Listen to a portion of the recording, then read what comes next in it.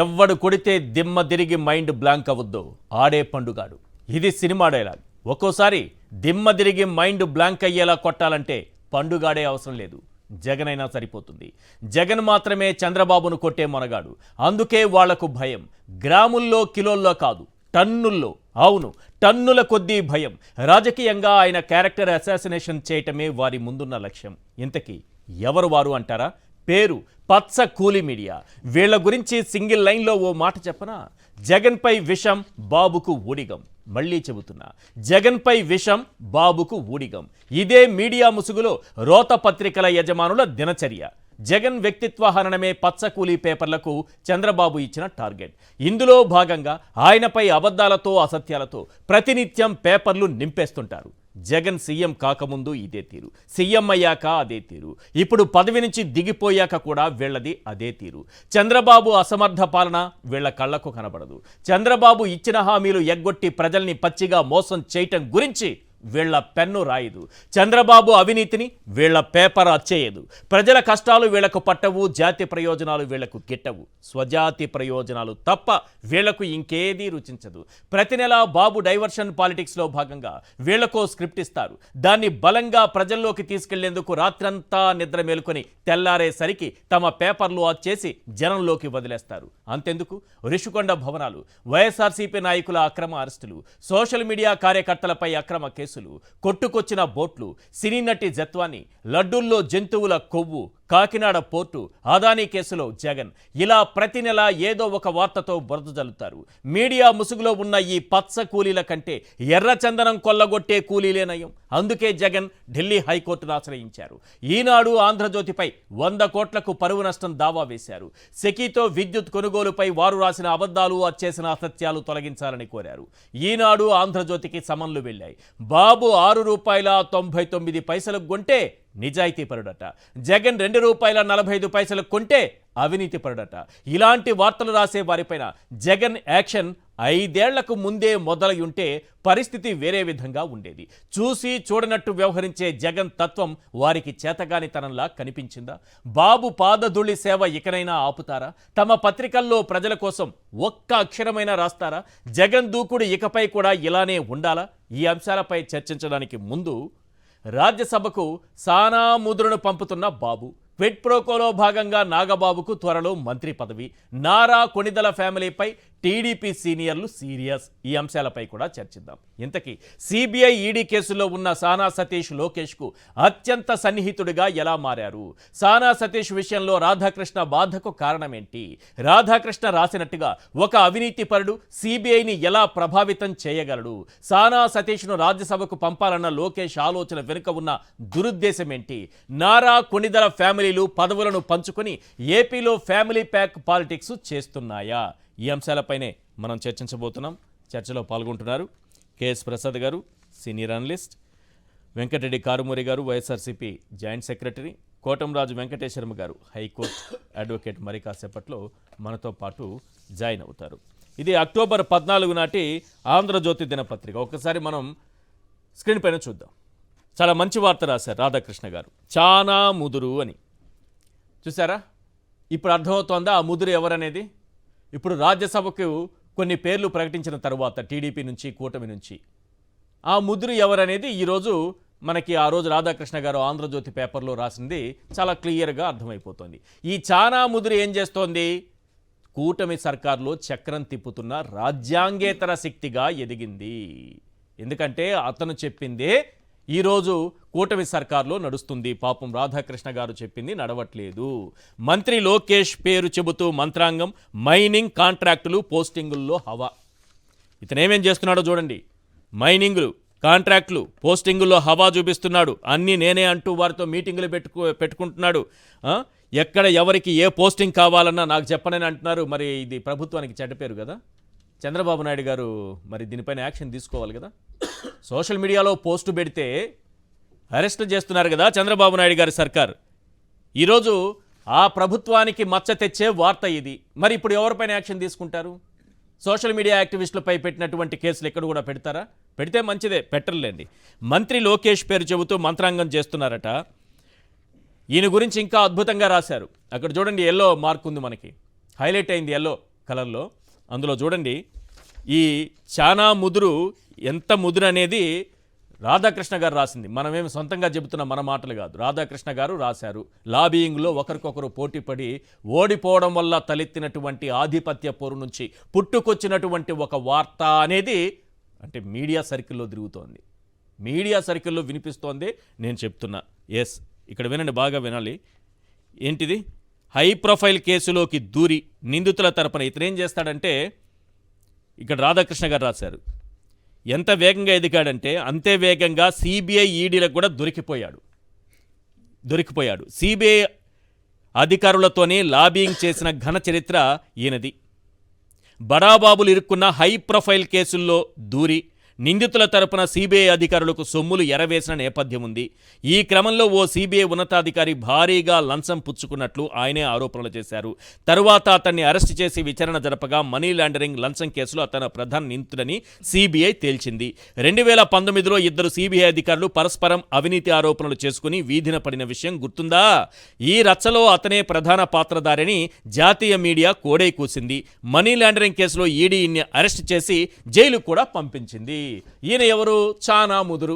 ఇప్పుడు మనకు అర్థమవుతోంది ఏంటి ఈయన ఎవరి గురించి రాశారనేది. సింపుల్గా చెప్తా, ఇక్కడ రాసిన దాని ప్రకారం మనకు సంబంధం లేదు. రేపు నా పరువుకు భంగం కలిగిందని సానా సతీష్ గారు, నేను ఆయన గురించి రాయలేదు, ఇంకెవరి గురించి రాస్తే వీళ్ళు తప్పుగా చదివారని రాధాకృష్ణ గారు అని అనుకుంటారేమో. అందుకేనా ఇతనేనా ఆ ముదురు అని క్వశ్చన్ మార్క్ పెట్టింది. ఇతనేనా ఆ ముదురు అని క్వశ్చన్ మార్క్ ఉంది. ఈ సిబిఐ కేసుల్ని మేనేజ్ చేయడంలో దిట్ట ఎంతవరకు వెళ్ళాడంటే, జగన్మోహన్ రెడ్డి గారి కేసుల్ని కూడా మేనేజ్ చేసి జగన్మోహన్ రెడ్డి గారిని మళ్ళీ జైలుకు పంపాలనే కుట్ర చేసిన ఒక టీంలో ఇతను భాగస్వామి అని కూడా మీడియా సర్కిల్లో వినిపిస్తోంది. మరి ఇతన్ని లోకేష్ చేరదీసి ఈరోజు రాజ్యసభకి పెద్దల సభకి పంపేటప్పుడు రాధాకృష్ణ గారు రాసినట్టుగా ఈ సిబిఐ కేసుల్ని మేనేజ్ చేసే వ్యక్తి, సిబిఐ కేసుల్లో ఉన్న వ్యక్తి, ఈడీ కేసుల్లో ఇరుక్కున్నటువంటి వ్యక్తిని ఎలా పంపుతారు? అతను ఇతను ఒక్కరేరా అంటే నా దగ్గర సమాధానం లేదు, నాకు తెలియదు కూడా. ఇతనేనా ముదురు అని క్వశ్చన్ మార్కు మాత్రమే అక్కడ కనిపిస్తోంది. ఒకవేళ అదే అయితే ఆలోచించాల్సినటువంటి విషయం. ఇప్పుడు లోకేష్కి ఇతనికి ఉన్న సన్నిహిత సంబంధం ఏంటి? ఎందుకు లోకేష్ ఇతన్ని అక్కడికి పంపాలని చూశారు? ఇందుకు చంద్రబాబు ఎందుకు తల ఊపారు? ఒకటి. రెండోది, మన కొణిదెల ఫ్యామిలీ నుంచి ఇంకొకరికి మంత్రి పదవి అట. టీడీపీ కార్యాలయం నుంచి చంద్రబాబు నాయుడు గారి సంతకంతో రిలీజ్ అయింది. త్వరలోనే రాజ్యసభకు ఆయన పంపట్లేదు కాబట్టి ఈయనకి మంత్రి పదవి ఇస్తామని. ఆల్రెడీ చంద్రబాబు నాయుడు గారు, తనయుడు లోకేష్ గారు, ఇప్పుడు పవన్ కళ్యాణ్ గారు, అన్నయ్య నాగబాబు గారు, అంటే మొత్తం వీళ్ళే పంచుకుంటే మంత్రి పదవులన్నీ. మరి మిగతా వాళ్ళ సంగతి ఏంటి? ఇన్ని రోజులు పార్టీలో పోరాటం చేసిన వాళ్ళు, కష్టపడ్డవారు, పార్టీ కోసం ఇటు జనసేనలోనూ అటు టీడీపీలోనూ కష్టపడ్డవారి పరిస్థితి ఏంటి? ప్రసాద్ గారు, రాజ్యసభకు సంబంధించి 3 రాజీనామా చేయడం, వైఎస్ఆర్సీపీ నుంచి ఆ ఖాళీలను భర్తీ చేస్తున్నటువంటి సమయంలో కూటమి నుంచి అభ్యర్థుల ప్రకటన. 1 బేదమస్తాన్ రావు అలానే ఇచ్చారు. 2 ఇప్పుడు సానా సతీష్ పేరు వినిపిస్తోంది. 3 ఆర్ కృష్ణయ్య బీజేపీ నుంచి వస్తున్నారు. ఇక్కడ మనకి మోపిదేవి పేరు వెళ్ళిపోయింది, సానా సతీష్ ముందుకొచ్చారు. ఏంటి ఇతనిపైన చాలా ఆరోపణలు వినిపిస్తున్నాయి. రెండోది, ఇందులో నాగబాబుకు అవకాశం లేకపోవడం వల్ల ఆయన రాజ్యసభకు వెళ్ళాలి, ఆయన పంపించాలని చాలా గట్టి ప్రయత్నం చేశారు పవన్ కళ్యాణ్ గారు. 2 రోజులు ఢిల్లీలోనే మకాం వేశారు, అందరు కేంద్ర మంత్రులందరినీ కలిసి వచ్చారు, కానీ ఏమీ నెరవేరలేదు. కానీ ఫైనల్గా నాగబాబుని ఏపీ మంత్రిమండలిలోకి తీసుకుంటామని ఒక హామీ అయితే లభించింది. ముందుగా ఈ సానా సతీష్, ఈ నాగబాబు, ఈ 2 అంశాలకు సంబంధించి ఏం చెప్తారు? ముందుగా సాక్షి ప్రేక్షకులకు నమస్కారం అండి, అలాగే ప్యానెల్లో ఉన్న పెద్దలకి మీకు కూడా నమస్తే అండి. ఈశ్వర్ గారు ఒక విద్యుత్ శాఖలో చిన్న ఉద్యోగిగా ప్రస్థానం స్టార్ట్ అయిన వ్యక్తి, for period of no time how he enhanced. తర్వాత ఢిల్లీ స్థాయిలో ఒక రాకేష్ ఆస్థానా అండ్ అలోక్ వర్మ గారిది 2 కోట్ల బ్రైబ్తో హ్యాండిల్ చేసే అంత ఇష్యూలో మీరు నేను కాదు, గౌరవ హైకోర్టు 14 రోజులు రిమాండ్ ఇచ్చింది. తర్వాత నాకు మీద మోపబండి అభియోగాలు ఇచ్చి నిలువరించండి అని చెప్పిన దగ్గర కుదరదు అని చెప్పి అభియోగాల్ని నివృత్తి చేయలేదు. Case still going on. So ఇట్లాంటి పరిస్థితిలో అలాంటి వ్యక్తి యొక్క శాంచుయిటీని మనం మాట్లాడుకునే దగ్గర ఇవాళ మీరు రాజ్యసభకి ఇచ్చిన ముగ్గురులో ఒకళ్ళు ఆర్ కృష్ణయ్య గారు బీజేపీ కండు అంటే సభ్యత్వం కూడా లేకుండా ఆయనకి ఇచ్చారు. ఒక విధంగా మన అందరికీ నెత్తిన పాలు పోసినాడే అవుతాడు. ఎందుకంటే ఓ బీజేపీ పార్టీని జాతీయ స్థాయిలో ఎన్నాళ్ళు బట్టి ఏమీ చేయలేని నిస్సాయ స్థితిలో ఏదైతే అవుతుందో అన్న దగ్గర అదొకటి. ఇక్కడికి వచ్చారు ఈ సానా సతీష్ గారు అనే విషయం చూసుకోగలిగితే, ఎందుకంటే వాళ్ళిద్దరు రాజ్యసభ మెంబర్లు వచ్చిన దగ్గర ఇక్కడ కొత్తగా ఎంట్రీ ఇస్తున్న దగ్గర లోకేష్ అనే సెకండ్ పవర్ సెంటరు ఎక్కువగా ప్రాబల్యం చూపిస్తున్నది అన్నది తెలుగుదేశం గ్రహించగలిగింది. ఎందుకంటే ఒక కంబంపాటి రామ్మోహన్ గారు కానీ, లేదంటే త్యాగశీలైన దేవినేని ఉమా కానీ, లేదంటే వర్మ, ఇలాంటి వాళ్ళకి ఎప్పుడైతే అవకాశాలు లేకుండా వీళ్ళ దగ్గర నుంచి వీళ్ళకే అవకాశం కొల్లగొట్టే దగ్గర ఇదంతా లోకేష్ ఎరా నడుస్తుంది అన్నది చూపించుకోవడానికి. తర్వాత మనం పెద్దల సభకి కాస్త చదువుకున్న వాళ్ళు, విజ్ఞులు, లేదా ఎందుకంటే శాసనాలు చేసే వాళ్ళు అంత కెపాసిటీ ఉంటున్న వాళ్ళని పంపించే దగ్గర ఇతని మీద ఈడీ సిబిఐ కేసులు అభియోగాలు ఉండి మనీ లాండరింగ్ కేసులో 14 రోజులు రిమాండ్ ఉన్న వాళ్ళని ఏ ప్రాతిపదిక మీద పంపించగలుగుతున్నారు గతంలో చూస్తే? ఎందుకంటే గతంలో గల్లా జయదేవ్ గారికి ఇలాంటి వాళ్ళందరికీ ఆప్షన్స్ ఎక్స్ప్లోర్ అయి ఉన్నాయి కదా, ఏమో అన్నట్టు. అవేవి కాకుండా వాళ్ళు ఇక్కడ క్రిస్టల్ క్లియర్గా తెలుస్తుంది ఏంటంటే లోకేష్ గారి కోటరీకే ఇవాళ పెద్దపీట వేస్తున్నారు అనేది తెలుస్తుంది. సో దీంట్లో ఓ విద్యుత్ శాఖ నుంచి ఎదిగిన విధానంలో చూసుకుంటే there all some sort of malpractices. So మాల్ ప్రాక్టీసెస్తో ఇవాళ ఒక ఎంపరర్ క్రియేట్ చేసుకున్న వాళ్ళు వీళ్ళు ఒక బిజినెస్ మ్యాగ్నెట్స్ కింద, బిజినెస్ టైకౌన్స్ కింద ఎస్టాబ్లిష్ అవుతున్నారు అంటే ఏం చెప్పాలి? ఇప్పుడు గతంలో జగన్మోహన్ రెడ్డి గారి కేసులకు సంబంధించిన దాంట్లో కూడా అంటే ఎందుకు అటువంటిది బాగా వినిపించింది? వినిపిస్తే దాంట్లో అర్థం చేసుకో. ఎందుకంటే మనకన్నా ఇప్పుడు ఈయన ఉన్నారు, శర్మ గారు ఉన్నారు, బాగా చెప్పగలరు మనకన్నా. ఎందుకంటే ఇప్పుడు లా ప్రాక్టీస్ చేస్తారు. నాకు తెలిసి నేను లా చదువుకున్నాడు కూడా చెప్తున్నా, డిశ్చార్జ్ పిటిషన్లే ఇవాళ దాకా డిస్మిస్ కానీ జగన్మోహన్ రెడ్డి కేసులో సిబిఐడి మాత్రం ఏం చేస్తుందండి? ఇవాళ ఆయన జగన్మోహన్ రెడ్డి గారికి సంబంధించిన ప్రతి కేసులో డిశ్చార్జ్ పిటిషన్లు ఉన్నాయి. డిశ్చార్జ్ పిటిషన్ల మీద ఇవాళ దాకా డెసిషన్ అయినప్పుడు సిబిఐడి రోజు ఇలా ఈ ఆంధ్రజ్యోతి ఈనాడు రోజు పూనకాలు వచ్చినట్టుగా మాట్లాడినా సరే ఒక్క ఇంచు కూడా ముందుకు వెళ్తుంది. అంటే జగన్మోహన్ రెడ్డి గారికి ఏదో అయిపోతుంది అన్నది పక్కన పెడదాం, జగన్మోహన్ రెడ్డి గారిని పక్కన పెడదాం. ఈయన ఎప్పుడైతే ఆయన కూడా హ్యాండిల్ చేసేస్తానన్న దగ్గర, ఆయన కేసులు కూడా అన్న దగ్గర ఉడత ఊపులు అన్నది సరే, వాళ్ళది ఉడత ఊపులో ఏదైనా కావచ్చు. ఈ రోజు రాజ్యసభకి ఒక పెద్దల సభకి మనం పంపిస్తున్నామంటే జగన్మోహన్ రెడ్డి గారు ఎలాంటి వ్యక్తులు పంపారు? ఈ రోజు చంద్రబాబు నాయుడు గారు పంపిస్తున్న వ్యక్తి ఎవరు? సిబిఐ కేసులు, ఈడీ కేసులు, సిబిఐలో లంచాలు, సిబిఐ డైరెక్టర్లకి లంచాలు, ఈడీ మనీ లాండరింగ్ కేసులు, ఇవన్నీ సిబిఐలోనే సిబిఐనే మేనేజ్ చేస్తూ సిబిఐకే లంచాలు ఇచ్చి హై ప్రొఫైల్ ఉన్న వాళ్ళ కేసులు అంటే ఈయన రాశారు కదా ఇందులో. నేను చెప్తున్నా ఆయన రాయడం పక్క సార్ ఈశ్వర్ గారు, గౌరవ హైకోర్టు ఆఫ్ ఢిల్లీయే ఇచ్చింది ఆయన మీద. మరి అలాంటి వ్యక్తి ఆల్ ఓవర్ రాశారంటే వాళ్ళకి ఏడు తల తోక లేకుండా ఏదిగో ఎద్దినిందంటే దూడగట్టిండి అనే వేచలేదు. వాళ్ళకి జర్నలిజం మీద అనుభవం లేనకుండా ఏది పడితే అది పిచ్చిరాతలు రాసే వాళ్ళకన్నా గౌరవ న్యాయస్థానాలు తీసుకున్న డెసిషన్స్ మీద మాట్లాడదాం. ఈయన ముదురు అవ్వచ్చు, ముదురు కాకపోవచ్చు, ఈయన అవ్వచ్చు, ఈయన కాకపోవచ్చు అన్నదానికి నేను మీరు కదా గౌరవ హైకోర్టు ఇచ్చిన డిక్లరేషన్. బాబు ఇందులో 14 రోజులు రిమాండ్ ఇచ్చాం, ఈ కేసు డిశ్చార్జ్ పిటిషన్ వేసుకున్నాడు ఆయన, నన్ను డిస్మిస్ చేయండి దీంట్లోంచి అని. కుదరదు అని చెప్పి డిశ్చార్జ్ పిటిషన్ కూడా వికెట్ చేసింది. ఇంకేం దాని అర్థం? కేసు ఈ still going on, money laundering case ఉంది. అయినా ఎన్ని రాజ్యసభకు పంపిస్తారు అంటే వాళ్ళు అంటే జగన్మోహన్ రెడ్డి గారికి ఉన్నంత పెద్ద మనసు వాళ్ళకి ఉంటుంది అనేది మీరు ఎక్స్పెక్ట్ చేయడం నా తప్పు, మీ తప్పు అవుతుంది. ఎందుకంటే నలుగురు బీసీలకి అది డబ్బులు పందారని సార్ రాజ్యసభ సీట్ అంటే. బేర మినిమం 1000 కోట్ల ప్రొఫైల్ ఉన్న వాళ్ళకి డబ్బులు ఇచ్చుకుని కొనుక్కునే ఒక బిజినెస్ మాడ్యూల్లో ఇవాళ ఏమీ లేకుండా సత్యశీలతనం కొని మోపిదేవి గారు ఇలాంటి పిల్లి సుభాష్ చంద్రబోస్ గారు ఇలాంటి బీసీల నాయకులు ఏరే వాళ్ళు తిరిగి ప్రొయాక్టివ్నెస్ని ఎలా ప్రదర్శించాలంటే ఇది రాజకీయం అంటే ఇది ఒక అంబేద్కర్ గారి కన్నా కళ్ళకి దిగు స్థానంలో ఉన్న సామాజిక వర్గాలను ఎగువ స్థానాలకు తీసుకురావడానికి ఒక సమతుల్యం పాటించే నేపథ్యాల్లో బీసీ పునాదుల మీద ఏర్పడిన పార్టీ గారిని చెప్పుకునేదానికన్నా బీసీలకి ఈ విధంగా ఈ ఔదార్యం చాటిన ఉదంతో ఒకటి చెప్పండి. తెలుగుదేశం ప్రస్థానంలో మీకు తెలుసో తెలీదో ఎస్సీ ఎస్టీ సామాజిక వర్గం నుంచి ఈ రోజు దాకా రాజ్యసభకి ప్రాధాన్యమే లేదు. The first hour time which has taken place from Andhra Pradesh, that is from YSRCP. So ఇవన్నీ జరిగిన ఉదంతాల్లో రాజ్యసభకు సంబంధించిన వాళ్ళు ఏంటి సార్ ఇది? నేను ఇవాళ పవన్ కళ్యాణ్ గారితో ఒకటి వినిపిస్తాను సార్, మీరు ఏదో ఇందాక అది కూడా చెప్పారు కదా, ఇది ఒకసారి వినండి సార్. బాబు ఇది ఒకసారి.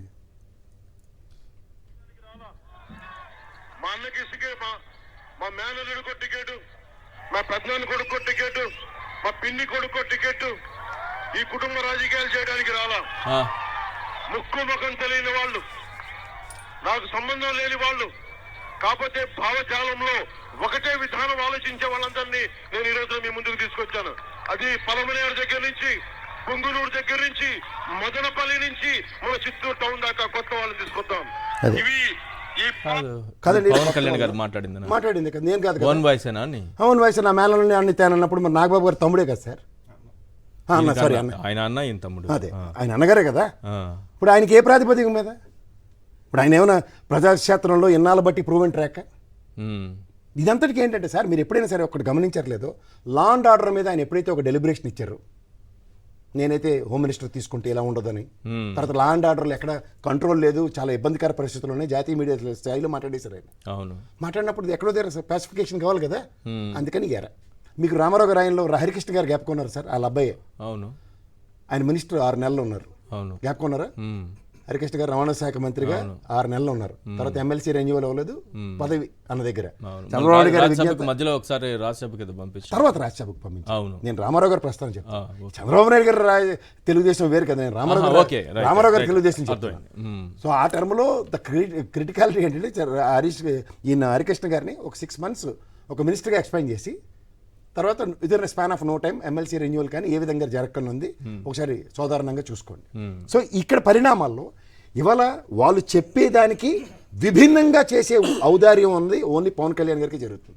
అవును. ఏదైతే చెప్తారో అవన్నీ ఖచ్చితంగా అబద్ధాలు అన్నది తేటతెల్లం అవుతూనే ఉన్నది.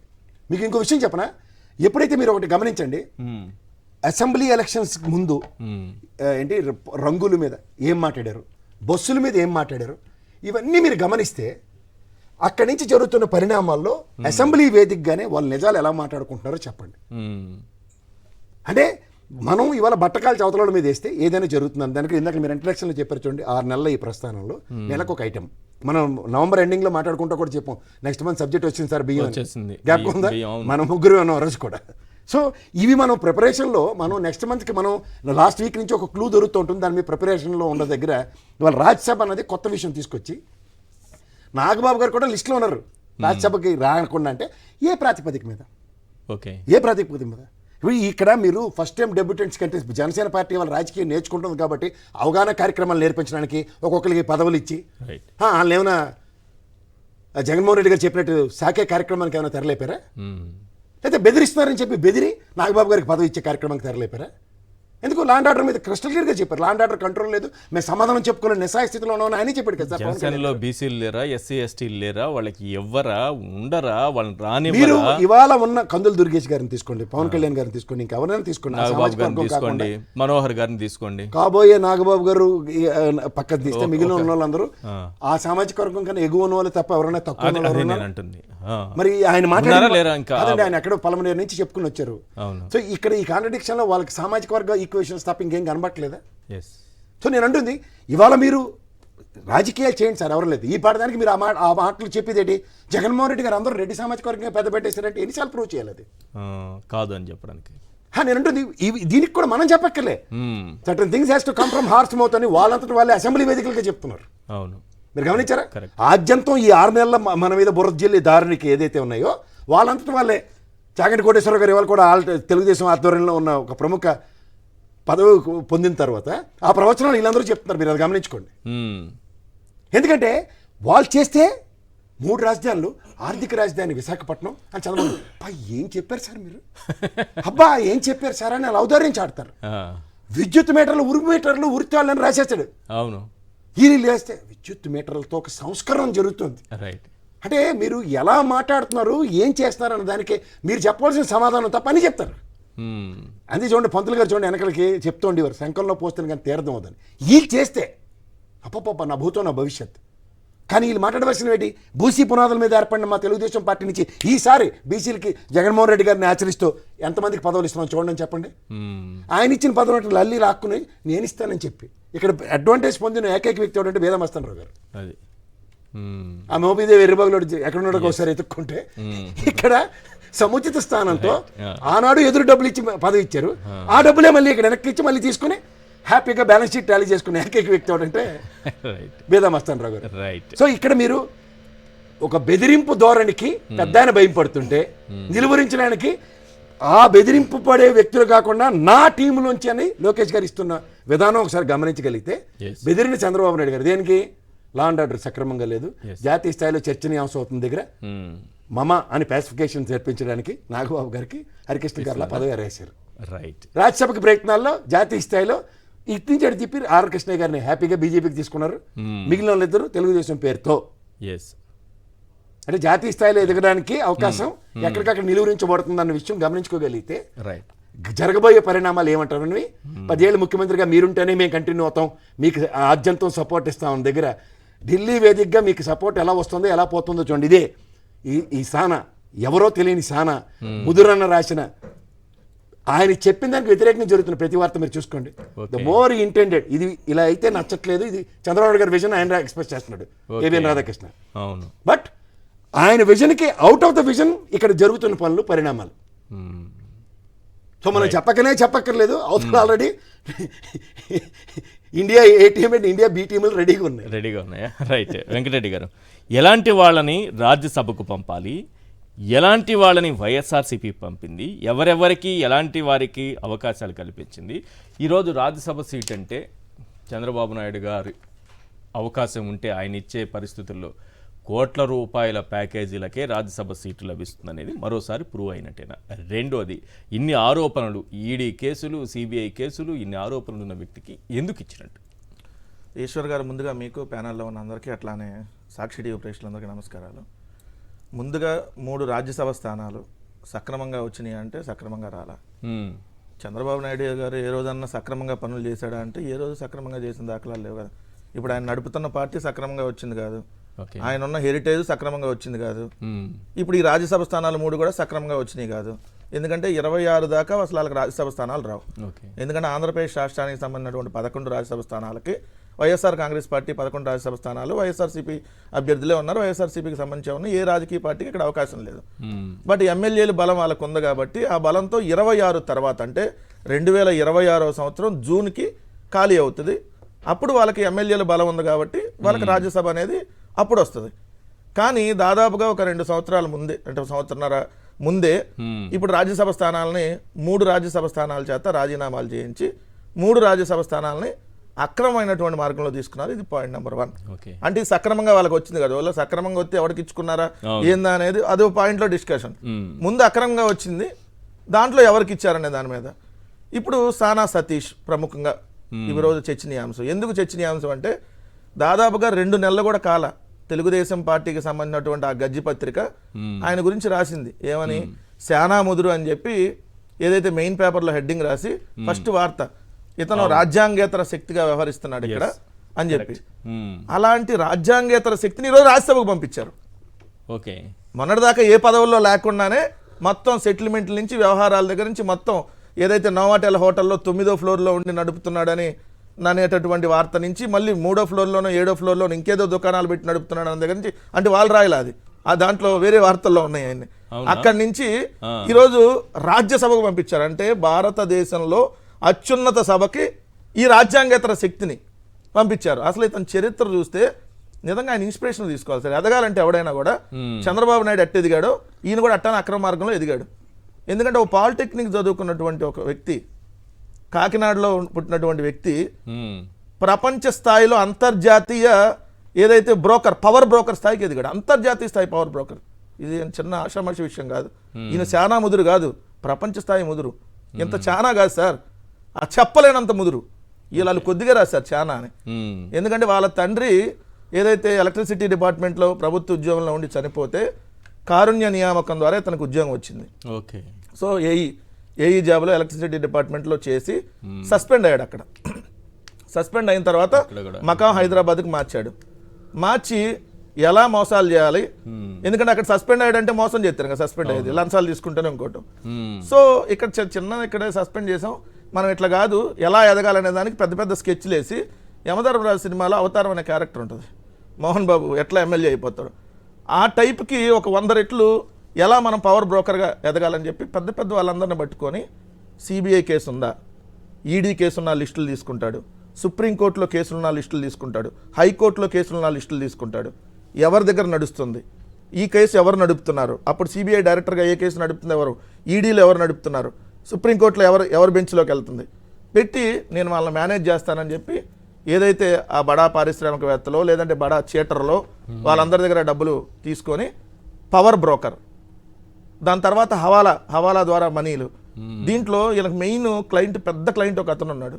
ఎవరైతే ఆయన పేరు మొయిన్ అఖ్తర్ ఖురేషి, మొయిన్ ఖురేషి. మొయిన్ అఖ్తర్ ఖురేషి అతను పూర్తి పేరు. పెద్ద అతను money laundering దీంట్లో అతను గొడ్డు మాంసం వ్యాపారం చేస్తాడు. ఓకే. ఉత్తరప్రదేశ్లో 1993లో గొడ్డు మాంసం స్లాటర్ హౌస్ నడిపాడు. తర్వాత 2010 కల్లా అతి పెద్ద మాంసం ఎగుమతిదారులు ఇతను ఒకడు. ఓకే. దాని అత్యధికంగా పన్నులు ఎగ్గొట్టినాల్లో కూడా ఇతను ఒకడు. అతని పైన కూడా కేసులు ఉన్నాయి. సార్ అతను 4 సంవత్సరాలు జైలు శిక్ష పడింది. ఓకే. అతని కేసుకు సంబంధించే ఏదైతే సిబిఐకి సంబంధించి అప్పుడు రంజిత్ సిన్హా, సిబిఐ చీఫ్గా ఉన్నటువంటి రంజిత్ సిన్హా, తర్వాత ఏపీ సింగ్, వీళ్ళందరితో ఖురేషికి సంబంధించినటువంటి ఫోన్ సంభాషణ ఉంది. ఆయనకు బెయిల్ ఇప్పించడం కోసం 2 కోట్ల రూపాయలు ఈయన అక్కడ ఇచ్చానని ఈయన ఆల్రెడీ ఒప్పుకున్నాడు. ఒప్పుకున్న దానికి సంబంధించి ఏదైతే ఈయన మీద ఈ కేసులు కూడా నమోదైంది. తర్వాత ఏదో కొట్టేయమని వెళ్ళాడు, బెయిల్ మీద బయటకు వచ్చి తిరుగుతూ ఉన్నాడు. సో ఈయన సిబిఐ డైరెక్టర్ కూడా మార్చగలడు, మీకు తెలుసలేదు. ఎట్లా? ఎవరైతే అలోక్ వర్మ అనేటటువంటి సిబిఐ డైరెక్టర్ని తప్పించి రాకేష్ ఆస్థానా అనేటటువంటి ఈల సిబిఐ డైరెక్టర్, అంటే ఇతను క్లోజ్ గా ఉండేటటువంటి ఇతర క్లయింట్ అతను కూడా. సో అతన్ని దాంట్లోకి నియమించడం కోసం సిబిఐ ఇద్దరు డైరెక్టర్ల మధ్య గొడవలు పెట్టి భారతదేశంలోని పెద్ద రచ్చ జరిగింది ఆ రోజు. అట్లాంటి సాన పట్టిన కంత్రి ఈ సతీష్ కి ఈరోజు రాజ్యసభకు పంపించారు సార్. అంటే మరి తెలుగుదేశం పార్టీలో ఎలాంటి వాళ్ళని రాజ్యసభకు పంపిస్తున్నారంటానికి ఇది క్లియర్ గా కట్టినట్టు కనపడుతుంది. ఇంకోటి కూడా ఈయన హైదరాబాద్ లో ఔటర్ రింగ్ రోడ్ దగ్గర హైత్నార్ దగ్గర బాచారం అనేటటువంటి విలేజ్ ఉంది. 412 ఎకరాలు వివాదాస్పద భూములు. ఈయన కాదు, ఆ భూములు బ్యాంకులో తనఖా పెట్టి 60 కోట్లు నొక్కేశాడు. ఎవరు ఆయన వివాదాస్పద భూములు, వేరే వాళ్ళకి సంబంధించిన వివాదాస్పద భూముల్ని ఈయన బ్యాంకుల్లో, ఎందుకంటే సార్ ఈయన సిబిఐ డైరెక్టర్లని, సుప్రీంకోర్టు న్యాయమూర్తుల్ని, హైకోర్టు న్యాయమూర్తుల్ని ప్రలోభాలకు గురి చేసేటటువంటి ఈ వ్యక్తి మీరు ఆఫ్టర్ ఆల్ బ్యాంక్ మేనేజర్లు ఎందుకు గురి చేయడు సార్? 60 కోట్లు వాళ్ళ దగ్గర తీసుకున్నటువంటి వ్యక్తి. అంటే తెలుగుదేశం పార్టీలో ఇట్లాంటి వాళ్ళకే మేము పదవులు ఇస్తాం. అయినా నిజంగా ఇది ఒక ఆర్ట్ కదా సార్. ఇప్పుడు మీరు ఎందుకు వాళ్ళని అవమానిస్తారు? ఇప్పుడు అక్కడ రాజ్యాంగేతర శక్తి అని వాళ్ళే రాశారు. అట్లాంటి వాళ్ళు రాజ్యసభ పంపించడం ఆర్ట్. ఆర్టిస్టులు మీరు అవమానపరుస్తారు అన్నట్టు అట్లాంటి వాళ్ళు వెళ్ళాలి. కాదు ఇప్పుడు వేరే మధ్యగా కాదు. నాగబాబు గారికి ఇప్పుడు పదవి ఇస్తానంటున్నారే, నాగబాబు గారి గురించి చెప్పాలి సార్. ఇంకా ఆ బాచారం మీకు తెలుసో తెలియదు, ఒక దగ్గర 118 మంది 57 మంది రైతులది ఆ భూమి సంబంధించింది. ఒక సాఫ్ట్వేర్ కంపెనీ పరంగా దాన్ని కొలేటల్ సెక్యూరిటీ పెట్టి లోన్ ఎత్తేసారు. రైట్. నాగబాబు గారికి మంత్రి పదవి గురించి ఒక మాట సార్. పవన్ కళ్యాణ్ గారు ఇప్పుడు మంత్రిగా ఉపముగా ఉన్నారు.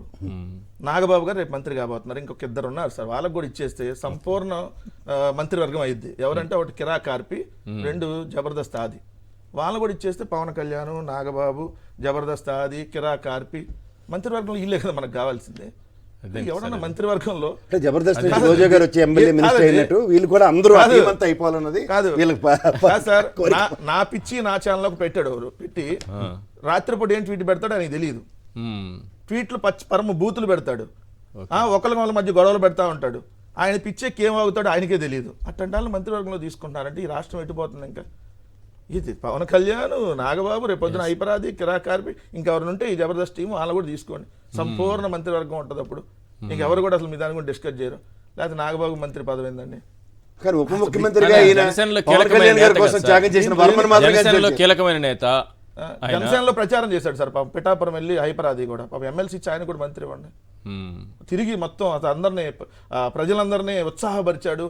ప్రజలందరినీ తన సెటైర్లతో ఏదైతే వాళ్ళందరినీ ఉత్తేజపరిచాడు. కాబట్టి మరి వాళ్ళకి కూడా వాళ్ళగా కీలకమైన నేతలు ఏందండి? ఎవరికి ఇస్తున్నారు మంత్రి పదవులు? ఎంత దిగసారిపోయింది. ఏదో రాష్ట్రంలో మంత్రి అని అంటే దానికి ఒక టీడీపీలో సీనియర్లు ఏమైపోవాలి,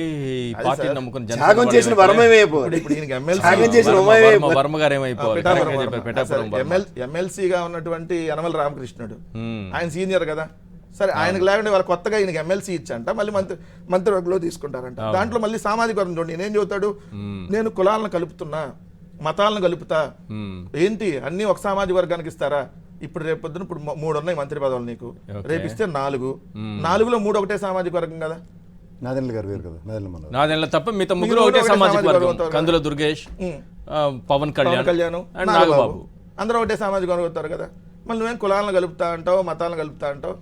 ఇంకెందుకు ఇంకెవరైనా మీ ఇంట్లో ఎవరైనా ఉంటే వాళ్ళకి కూడా తీసుకొచ్చి ఇస్తే ఎమ్మెల్సీలు, లేదంటే కార్పొరేషన్ చైర్మన్లు, లేదంటే ఉన్నాయి కదా ప్రభుత్వ సలహాదారు పోస్టులు, లేదా కన్సల్టెంట్ల పోస్టులు. ఈ రాష్ట్రం ఇంత దిక్కుమాలి దౌర్భాగ్యంగా ఈ రాష్ట్రం ఉందంటానికి నాగబాబుకి మంత్రివర్గంలో తీసుకుంటే ఎంతకంటే దౌర్భాగ్యం లేదు. కానీ దీని మీద ఒకటి వినపడుతుంది మీడియాలో, ఎందుకు తీసుకుంటున్నారు అనే దాని మీద వస్తున్నప్పుడు నారా లోకేష్ ని ముఖ్యమంత్రి పదవిలో కూర్చోబెట్టడం కోసం పవన్ కళ్యాణ్కి ఇంకో పదవి ముష్టేస్తున్నారు. ఎందుకంటే నారా మాట్లాడుకున్నారు లోకేష్ కి దానికి ఏం సంబంధం సార్ అంతే సార్. ఇప్పుడు చంద్రబాబు నాయుడు గారు ముఖ్యమంత్రిగా ఉన్న షాడో సీఎం గా ఈరోజు లోకేష్ వ్యవహరిస్తున్నాడు. లోకేష్ ను ముఖ్యమంత్రి పదవిలో కూర్చోబెట్టాలనేది ఆలోచన. దానికోసం పవన్ కళ్యాణ్కి ఏం కావాలి? పవన్ కళ్యాణ్ మాట్లాడుకుంటానంటే ఏం కావాలి? ఏదో ఒకటి కావాలి. ఏం కావాలి దానికి? బాబు నీకు మంత్రి పదవి పడేస్తున్నావు, ఎటు మీ అన్న రాజ్యసభ అడిగావు కదా, రాజ్యసభ ఇవ్వట్లా, ఇద్దరు మంత్రులు మీ వాళ్ళే ఉంటారు కదా, ఏది మీ కుటుంబ సభ్యులే ఉంటారు కదా అని చెప్పి. అంటే చంద్రబాబు నాయుడు ఇంటో ఇద్దరు, ఒకళ్ళ ముఖ్యమంత్రి ఒకళ్ళ మంత్రి, పవన్ కళ్యాణ్ ఇంటో ఇద్దరు, ఒకళ్ళ ఉప ముఖ్యమంత్రి ఒకళ్ళ మంత్రి. ఇంకా బీజేపీ నుంచి కూడా తీసుకుని వాళ్ళకు ఒక ఇంకో డిప్యూటీ సీఎం అను, లేదంటే ఇంకో 2 మంత్రి పదవులు ఇచ్చేయండి వాళ్ళకి కూడా కుటుంబంలో. దరిద్రంగా నడుస్తుంది. శర్మ గారు ఏమన్నా రెస్పాండ్ అవుతారా ఈ రాజ్యసభ సీట్లకు సంబంధించి? గతంలో మనం ఒక పేపర్ రాసింది చాలా ముదురని. అది ఎందుకు రాస్తారు చేస్తారు అంటేనండి, హలో, అది ఎందుకు రాస్తారు చేస్తారంటేనండి, ఆ పదవి తీసుకునే వాళ్ళు ఎవరన్నా వచ్చి కాంటాక్ట్ చేసి ఏదన్నా వాళ్ళకి ఉపయోగం కలుగుతుంది. అదొక రకమైన బ్లాక్ మెయిల్ రాజకీయ జర్నలిజం అండి. ఆ బ్లాక్ మెయిల్ జర్నలిజం భాగంగానే అది రాశారు, చేశారు. ఎందుకంటే అతను బ్లాక్ మెయిల్ స్పెషలిస్ట్, బాగా లాబీయింగ్ చేయగల వ్యక్తి. వాళ్ళు ఎవరైతే చాలా ముద్రను రాశారో ఆ వ్యక్తి వీళ్ళతో కూడా లాబీయింగ్ చేసి ఫ్యూచర్ లో వీళ్ళకి కూడా ఉపయోగపడతాడా లేదా అనే విషయం కనుక్కోవడానికి ఆ రోజు ఆ న్యూస్ రాశారు. అదే విధంగా మరి ఇప్పుడు ఈ సానా సతీష్ గారికి ఇచ్చారు. మరి ఆంధ్రజ్యోతి వాళ్ళు చెప్పాలి అప్పుడు చాలా ముద్ర రాసింది సానా సతీష్ గారి గురించేనా కాదా అనేది. అది వాళ్ళు చెప్పాలి, చేయాలి. ఏదేమైనా ఒక ప్రెసిడెంట్ అయితే తీసుకొచ్చారండి. గతంలో చూస్తే రేవంత్ రెడ్డి గారు ఓటుకు నోటు కేసులో అరెస్ట్ అయిన ఆయన సీఎం చేశారు. అక్కడ ఆయన రెడ్ హ్యాండెడ్ గా దొరికారు. ఇక్కడ ఈడీ కేసులో ఆయన రెడ్ హ్యాండెడ్ గా దొరికారు, చేశారు. ఈ వీరు కూడా జైలుకి వెళ్ళి వచ్చారు. ఇట్లాంటి వాళ్ళకి ఇస్తున్నాము చేస్తున్నాము అని చెప్పి టీడీపీ ఒక ప్రెసిడెంట్ సెట్ చేయటం చాలా బాధాకరంగా ఉందండి. మొన్న స్కిల్ డెవలప్మెంట్ కేసుల్లో కూడా చాలా దాని జరిగినాయని చెప్పేసి అందరూ అన్నారు, చేశారు. లోకేష్ గారికి చక్కగా కూడా అన్నిట్లో సహాయం చేస్తూ ముందుకు వస్తున్నందుకే వీరికి సీటు వచ్చిందని భావించాలా, లేకపోతే లాబింగ్ స్పెషలిస్ట్ అని చెప్పి ఇచ్చారని చెప్పి భావించాలా అనేదే ఇప్పుడు ఆంధ్రజ్యోతి వాళ్ళు సమాధానం చెప్పాల్సిన అవసరం అయితే ఉందండి. రైట్, ఇది చెప్పండి సార్. రెండో ఇష్యూలోకి వెళ్తున్నాం మనం. ఆంధ్రజ్యోతికి ఈనాడుకి సమన్లు వెళ్ళాయి. ఈ జగన్ గారి పైన అదానీ కేసులో వాళ్ళు రాసినటువంటి రాతలు ఎంత దారుణం అంటే, ఇక వాళ్ళ చేతిలో పెన్ను ఉంది, వాళ్ళ ఇష్టం, రాత్రంతా మేలుకోవడం, పొద్దున కల్లా పేపర్ని నింపేయడం, అది అందరిళ్ల ముందు వేసేయడం. ఇప్పుడు దీనిపైన జగన్ గారు ఢిల్లీ హైకోర్టుకు వెళ్ళి ఢిల్లీ హైకోర్టును ఆశ్రయించడం వల్ల, పరువు నష్టం దావా వేయడం వల్ల ఏంటి ఇకనైనా సరే మూతపడుతుందా? ఎలాంటి సిచ్యువేషన్ చూడబోతున్నాం? అంటే సమన్లు వెళ్ళాయి కాబట్టి ఏం జరుగుతుంది అనుకుంటున్నారు? ఈ పని గతంలో 9-10 ఏళ్ల క్రితమే 1,00,000 కోట్లు అన్నప్పుడు ప్రచారం చేసి టీవీలో పేపర్లో వీళ్ళు చెప్పినప్పుడే ఇది కనుక కోర్టులో వేసి చేస్తుంటే ఇంతవరకు వచ్చేది కాదండి. అక్కడ చార్జ్ షీట్లకేమో 1,000-1,100 కోట్లు కొంటే వీళ్ళు ఆ రోజుల్లో టీవీలో పేపర్లు అన్నిట్లో చేశారు. ఇట్లా అగ్రెసివ్ రాజకీయం చేయాల్సిన అవసరం వైఎస్ఆర్సీపీకి అయితే ఉందండి. జగన్ గారు ఇంకా మౌనంగా కూర్చొని ప్రజా రాజకీయం చేస్తానంటే ఇప్పుడు ఉన్న రాజకీయం పట్ల ముందుకు వెళ్దాం. ఇప్పుడు వారు చేసిన పని కరెక్ట్. ఏదైతే హైకోర్టులో వేశారో, నోటీసులు వెళ్ళినాయో, ఇట్లా ప్రతి దాని మీద వాళ్ళు చేసే ప్రతి పని మీద కూడా ఇట్లా వెళ్లాల్సిన అవసరం ఉంది. మీరు ఇప్పుడే నేను చెప్పబోతున్నా, మీరే వేశారు. చెంప చెల్లు అనిపించే రాజకీయాలే ఇప్పుడు కావాలి. అప్పుడు ఇంకొకసారి చేయడానికి భయపడతారు, చేస్తారు. కోర్టులు కూడా వెంటనే స్పందించినాయి, కేసు తీసుకోవటం, వాళ్ళకి నోటీసులు పంపించడం జరిగింది. అసలు అక్కడ ఎక్కడా కూడా అమెరికాలో వేసిన కేసులో ఎక్కడ జగన్ గారి పేరు కానీ వైఎస్ఆర్సీపీ పేరు కానీ ఎక్కడ ఏమీ లేవు.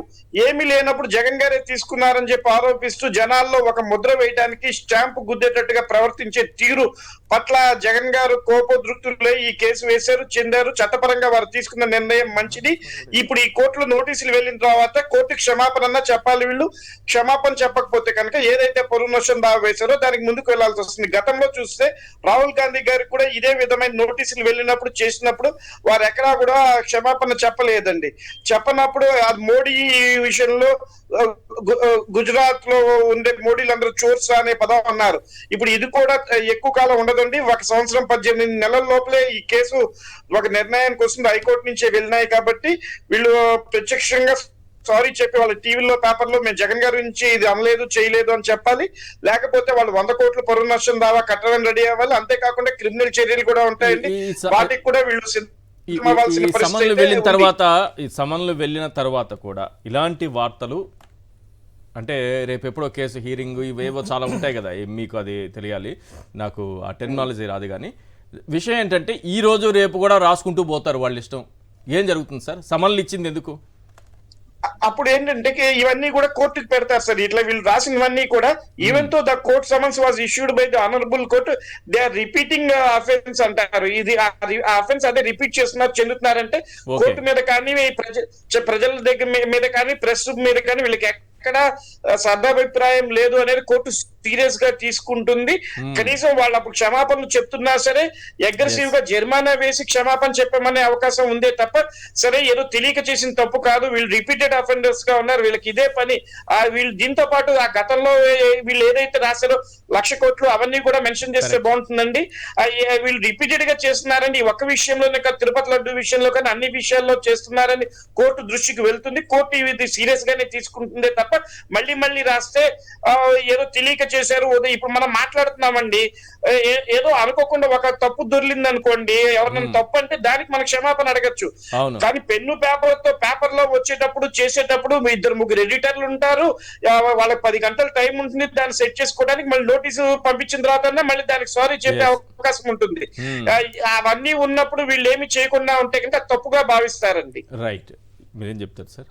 అంటే వాళ్ళకి మోడస్ ఆఫ్ ఆపరెండా ఎంత ఉధృతంగా ఉందంటే, జగన్మోహన్ రెడ్డి గారు ప్రెస్ మీట్ అయిపోయిన వెంటనే ఆయన చెప్పింది ఏంటంటే 48 అవర్స్ మీకు టైం ఇస్తున్నాం, 48 అవర్స్ తోపున మీరు విరమించుకొని వార్తకానికి వస్తే దట్స్ ఇట్ అని చెప్పారు. అవును. But you don't believe it, on the same day ఆ ఏబిఎన్ డిబేట్లో హీ హాస్ ఛాలెంజ్, నేను సారీ చెప్పాం, దీని మీదే డిబేట్ చేస్తాం. ఏం చేస్తారు? ఓకే, అంత నిస్సాకారంగా ఉన్న దగ్గర మీరు ప్రయత్నం అన్నది లీగల్ టీము ఎప్పుడైతే ఎంత స్ట్రెంథన్గా ఉండాలంటేనండి, మనకి జరిగింది చూడండి, తెల్లారి జీవో వస్తే 3 గంటలకి దాని మీద కోర్టులో స్టే ఆర్డర్ వచ్చేది. గమనించారు మీరు వైఎస్ఆర్సీపీ టెన్యూర్లో? అంతే, కరెక్ట్. జగన్మోహన్ రెడ్డి గారు ఈ రోజు దాకా మీరు గమనించండి, గవర్నమెంట్ నిర్ణయాల మీద ఒక్కదాని మీద కోర్టుకు వెళ్ళట్లేదని. ఎందుకంటే గతంలో కూడా మీరు 2014 నుంచి 19 దాకా ఆయన అపోజిషన్లో ఉండి కూడా, స్ట్రాంగెస్ట్ అపోజిషన్గా ఉండి కూడా ఏ రోజు కూడా ప్రభుత్వ నిర్ణయాలను ఇది అని వేలెత్తి చూపించలేదు. ఎన్ని జీవోలు ఆగిపోయాయి, ఎన్ని నిర్ణయాలు ఆగిపోయాయి, ఎన్ని పథకాలు ఆగిపోయాయి, అవన్నీ ఛేదించుకునే కదా సార్. ఎందుకంటే మెడికల్ కాలేజీల విషయంలోనే నంద్యాలకి ఆ రవి అనే చిన్న కుర్రాడు, అతనికి శిల్పా ఫ్యామిలీ నుంచి ఎన్ని తిప్పలు పడే ఆ కాలేజ్ సాధించుకున్నాడు తెలుసా సార్ అతను? అది ఒక్కటి నెరేషన్స్ చెప్తే నంద్యాల వాళ్ళు తలదించుకోవాలి, ఈయన కోటేయలేదా అని. నేను ఎందుకు చెప్తున్నానంటే, అంత పోరాటం చేసిన వైఎస్ఆర్సీపీకి 5 సంవత్సరాల నిడివిలో ప్రతి దాన్ని ఛేదించుకుంటూ ప్రజలకు ఇవ్వడానికి the success narration of Jaganmohan Reddy గారి వైఎస్ఆర్సీపీ పార్టీది ఏంటంటే, నిరంతరం ప్రజలకి నవరత్నాల పథకాలు అందించడానికి వాళ్ళు క్రియేట్ చేసిన పాబంధకాలను ప్రతిదీ ఛేదించుకుంటూ ముందుకెళ్ళాడు ఆయన. ఈ విధంగా కనుక ఇప్పుడు ఇదే ప్రభుత్వానికి ఏమీ చేయకుండా ఇంత అడవాడు చేస్తున్న వాళ్ళకి ఎన్ని మీద వెళ్ళొచ్చు సార్? ఉదాహరణకి తుఫాను విషయంలో స్వచ్ఛందంగా ఇచ్చిన విరాళాలు కూడా ఎంత మిస్అప్రాపరేషన్ జరిగాయో దాని మీద కోర్టుకెళ్తే ఎక్కడ ఉంటారు సార్ వీళ్ళు? సో మీరు ఈ విధంగా గమనిస్తే వాళ్ళకేంటంటే తెగించిన ధోరణితో ఉండి ఈ పద్ధతి కాని వైఎస్ఆర్సీపీని చూశారు. ఇందాక శర్మ గారు చాలా క్లియర్గా చెప్పారు, పద్ధతి మార్చుకుని ప్రతిదానికి అఫెన్సివ్ మెకానిజంలో కనుక ముందుకెళ్ళగలిగితే, అంటే నిరంతరం ప్రతిదానికి ఏదో వాళ్ళలాగా పనికిమాలిన పనులు చేయమని నేను చెప్పను, ఇది ప్రజా స్వామ్యంలో ప్రజలకి ఇది కానప్పుడు ఖచ్చితంగా ప్రొయాక్టివ్నెస్ కనుక ప్రదర్శించగలిగితే, తనదాకా వస్తే కూడా కన్సిడరేషన్ ఇంత 1,00,000 కోట్ల అపవాదులు ఉన్నప్పుడే కదండి 151 సీట్లతో గెలిచాడు. ఇదే 67 సీట్ల కొరత గెలిచారు కదా, అవి కాదు ఆయన పట్టించుకునేది. బట్ నిజంగా సెన్సిటివిటీ అనేది ఎలా ఉంటుందంటే, రాష్ట్ర ప్రయోజనాన్ని పరిరక్షించినప్పుడు కూడా కోర్టులకు వేసేసేది. అది ఎంతవరకు అండి? ₹6.99 ఎక్కడ, ₹2.49 ఎక్కడ? ఈ కంపారిజన్లో రాష్ట్ర ప్రయోజనాలను పరిరక్షించినా కూడా బ్లేమ్ తీసుకోవాలంటే, అంటే 5 సంవత్సరాల ఆయన టెన్యూర్లో ఈ 78 సంవత్సరాల స్వతంత్రంలో ఏ ప్రజాప్రభుత్వం చేయని పనులు ఆయన చేస్తే ఈయన డీమార్క్ చేస్తారా? ఇది గమనించుకోమంటున్నాను. ఇప్పుడు అభివృద్ధి అన్న దగ్గర, ఉద్యోగ కల్పన అన్న దగ్గర కేవలం 2,30,000 ఉద్యోగాలకి జాబ్ క్యాలెండర్ ఇవ్వకుండా 2,64,000 మందికి ఉపాధి కల్పించగలిగాడు ప్రభుత్వ పరంగా రాష్ట్ర ఖజానా నుంచి డబ్బులు ఇస్తూ. ఇంక ఇది కాకుండా 65,000 మంది పైచీలకి 50,000 నుంచి 60,000 మందిని ఆర్టీసీ కార్మికుల్ని ప్రభుత్వ రంగంలోకి తీసుకొచ్చాడు. దగ్గర 3 లక్షల పైచీలకు ఉద్యోగ కల్పన ఇచ్చాడు. మీరు ఆ విషయంలో దేని మీదనే డిబేట్ పెట్టండి సార్. ఇన్ఫ్రాస్ట్రక్చర్ విషయంలో దగ్గర 15,000 కోట్లు ఎంత ఖర్చు పెట్టిన తెలుగుదేశం ప్రభుత్వం అంటే 18,000 కోట్ల పైచీలకు ఖర్చు పెట్టినది వైఎస్ఆర్సీపీ గవర్నమెంట్. క్యాపిటల్ ఇన్వెస్ట్మెంట్స్ కళ్ళ ముందు ప్రత్యక్షంగా ఉదాహరణకి రుచికొండ భవనాలు కనబడుతున్నాయి, సచివాలయ వ్యవస్థ కనబడుతుంది, ఆర్బీకే సెంటర్ కనబడుతున్నాయి. ఇవేవి చేయకుండా 5 సంవత్సరాలు అభూత కల్పనలో ఇడ్లీ పాత్రలు గాలిలో దీపాలు వెలిగించి చూపించి అలా బిల్డింగ్ మించి గెంతావా ఇక్కడి నుంచి గెంతావా అని చేతకాని కబుర్లని చెప్పుకున్న ఆ ప్రభుత్వానికి కంపారిటివ్ పాలిటిక్స్ మాట్లాడలేకపోతున్నారు. ప్రభుత్వ ఆస్తులు పోర్ట్లు కళ్ళ ముందు 3 పోర్ట్లు కనబడుతున్నాయి, ఫిషింగ్ హార్బర్లు కనబడుతున్నాయి. ఇవి రాష్ట్ర ఖజానా నుంచి కాకుండా జగన్మోహన్ రెడ్డి గారు రాష్ట్ర ఇచ్చారండి. ఈ విధమైన పనులు చేయకుండా నాడు నేడు స్కూల్ ఇవాళ పరివర్తన చెంది నిన్న బాపట్ల వెళ్ళారు సార్, ఒక బిల్డింగ్ నడుస్తుంది, ఇంకా దాంట్లో ల్యాబ్లు ఇవన్నీ రావడానికి. దీని మీద కార్యాచరణ ఏదంటే అలా తప్పించుకొని పక్క నుంచి వెళ్ళిపోతున్నారు. ఇది ఎంతవరకు సముచితం సార్? ఇదే 2019లో ఇదే పవన్ కళ్యాణ్ గారు నేల మీద కూర్చుని ఆ పిల్లలతో పరామర్శించి మాట్లాడింది. దగ్గర ఇవాళ గర్వంగా ఈ స్కూల్ ఏంటి, నేను ప్రైవేట్ స్కూల్ చూస్తున్నాను దగ్గర కూడా తట్టుకోలేకపోతున్నారు వాళ్ళు. ఇవన్నీ మాట్లాడి ఛాన్స్ ఎవరికి వస్తున్నారు? అరే బట్టకాల్చి మొహం మీద వేసినా సరే, తుడుచుకున్నా సరే, మాది ఇది పరిపాలన, మా ట్రాన్స్పరెన్సీ ఇది, మేము ఇది చూపించగలిగాం అని చెప్పిన తర్వాత కూడా ఇంకా కన్సిడర్ చేస్తే ఏం చేయగలం అని ఔదార్యం ప్రదర్శిస్తే రాజకీయ వితరణ ఎలా ఉంటుందంటే 100 కోట్ల డెఫామేషన్ కేసు. నాకు ప్రశాంత్ భూషణ్ గారి కేసు తెలుసు సార్. కండెంప్ట్ ఆఫ్ కోర్టు కింద 100 రూపాయలు పెనాల్టీ వేసింది. ఇప్పటికీ ఆయన పెనాల్టీ పే చేయకుండా దాంతో ఏం చేసుకుంటూ తాత్సారం చేసుకుని వెళ్తున్నారు.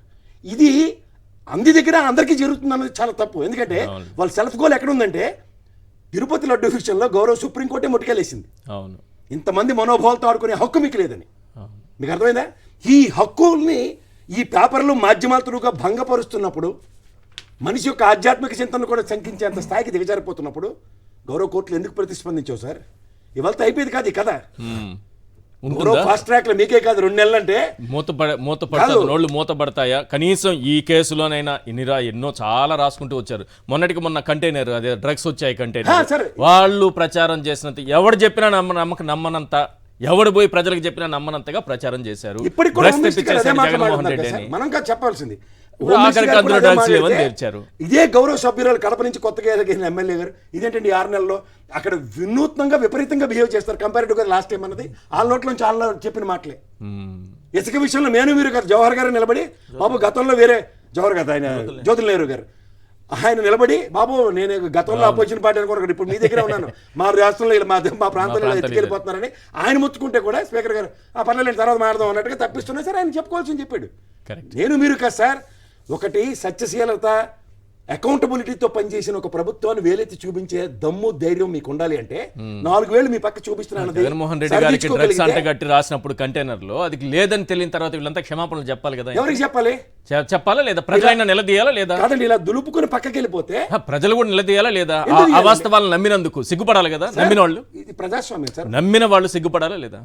ఉంటే సిగ్గు ఉంటే వారు రాత రాస్తారా? మీరు అర్జెంట్గా చెప్పండి ఒకటి సార్. మీకు మీ పిల్లడు సిగరెట్ కాలుస్తున్నాడు దానికి మీ అబ్బాయి ఏమో సార్ గంజాయి దిక్కించి సిగరెట్ కాలుస్తున్నాడని చెప్పిన దానికి తేడా మీరు గమనించలేరా? మళ్ళీ అనమాట మీ కొడుకుని మీరు ప్రొటెక్ట్ చేసే కార్యక్రమంలో ఇంటికి వెళ్ళి ఆ గంజాయి వాసన ఎలా ఉంటుందో డిఫరెంట్గా సిగరెట్కి మీకు తేడా తెలుసుకుని ఇంటికి వెళ్తారు కదా. ఆ ఔదార్యం కూడా ప్రజలు ప్రదర్శించినప్పుడు విశాఖకి జరిగిన అవమానం కింద దాన్ని ఎందుకు పరిగణలోకి తీసుకున్నప్పుడు, ఎందుకంటే ఒక స్థానికంగా ఒక ప్రాంతానికి ఆపాదించి మాట్లాడుతున్నప్పుడు ముందరా పోర్టులో దొరికిన దాని మీద చర్చే లేదు దేశవ్యాప్తంగా. విశాఖపట్నంలో అవ్వని పెళ్లికి బాధ్యాలు కొట్టుకుంటూ మాట్లాడుతున్న ఉదంతంలో ఏమని చెప్పాలి ప్రజలకి?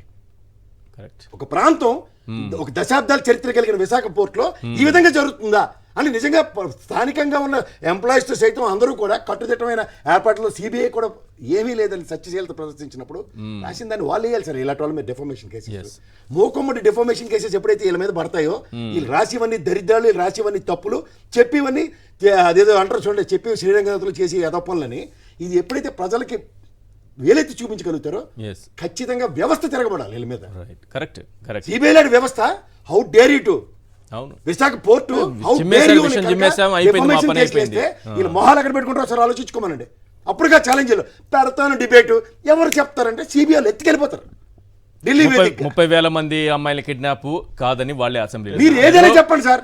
తర్వాత 3,000 కోట్ల రూపాయల రంగులకి 3,000 కోట్ల రూపాయల రంగులు అన్నారు, కాదు 100 కోట్లు మాత్రమే.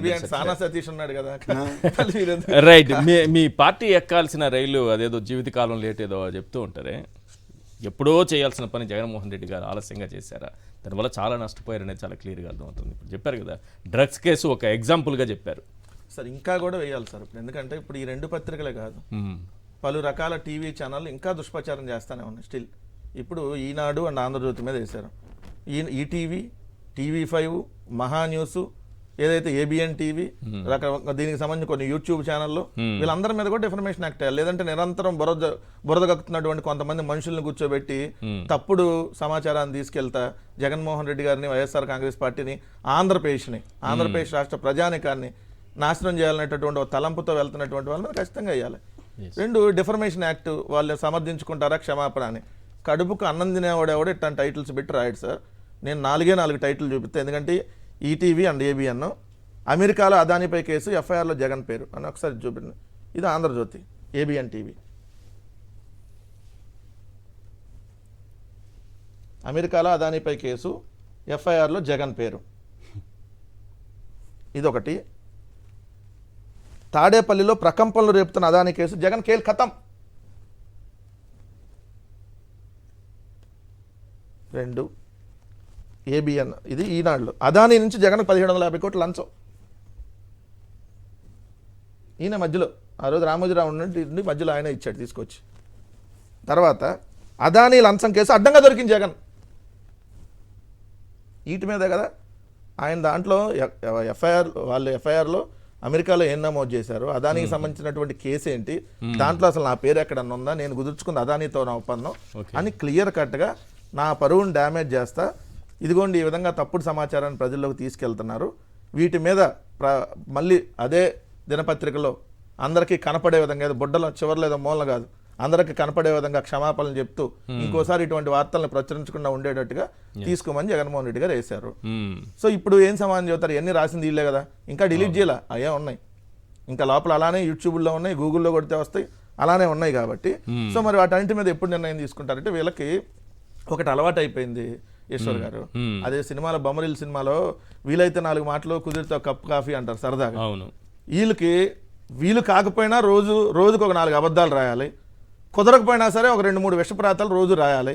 రాసి జగన్మోహన్ రెడ్డి గారిని, వైఎస్ఆర్ కాంగ్రెస్ పార్టీని, జగన్మోహన్ రెడ్డి గారు అధికారంలో ఉంటే ఆంధ్రప్రదేశ్ రాష్ట్రాన్ని సర్వనాశనం చేయాలి.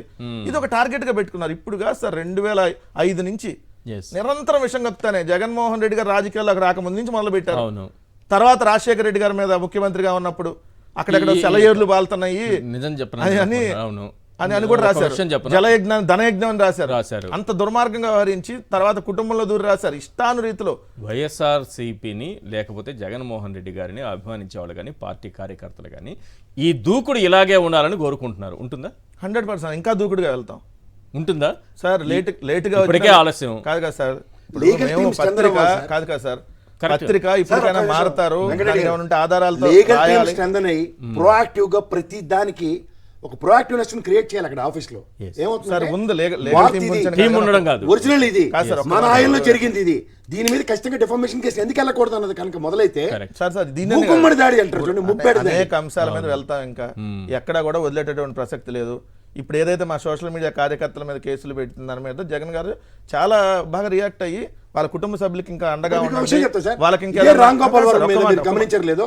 కేసు అయితే పెట్టారు, ఇవాళ ఏ ప్రాతిపదిక మీద బెయిల్ వచ్చింది అంటే ఒక్క నిమిషం సార్, ప్రతిస్పందించే విధానం కరెక్ట్. ఒక్క సెకండ్ అగ్రెషన్ ఎప్పుడైతే కొరవడుతుందో ప్రతి ఒక్కరికి టేకెన్ ఇట్ ఇస్ గ్రాంటెడ్. ఎందుకంటే శర్మ గారు కార్ వేసుకుని 10 మంది దగ్గర ఒక్క సెకండ్ ఇక్కడ ఇప్పుడు ఒకళ్ళకి బెయిల్ వస్తుంది, ఒక 4 రోజులు లేట్కి బెయిల్ వస్తుంది, దానికి వైఎస్ఆర్ కాంగ్రెస్ పార్టీ వాళ్ళకి సంబంధించి కూడా ఒక ముందస్తు అరెస్టులు చేయొద్దని కొంతమందికి ఆల్రెడీ వచ్చినాయి. ఈవెన్ సజ్జల గారి అంశంలో కావచ్చు, లేదంటే మిగిలిన వాళ్ళ అంశాల్లో కూడా ఇది కూడా 2 వారాల పాటు చర్యలు తీసుకోవద్దు. సో ఇవన్నీ వచ్చినాయి. ఇది కోర్టులో ఉండేటటువంటి ప్రొసీజర్ కోర్టులో నడిచింది, దాన్ని మనం ఎక్కడ కూడా ఈరోజు మాట్లాడడానికి అవకాశం లేదు.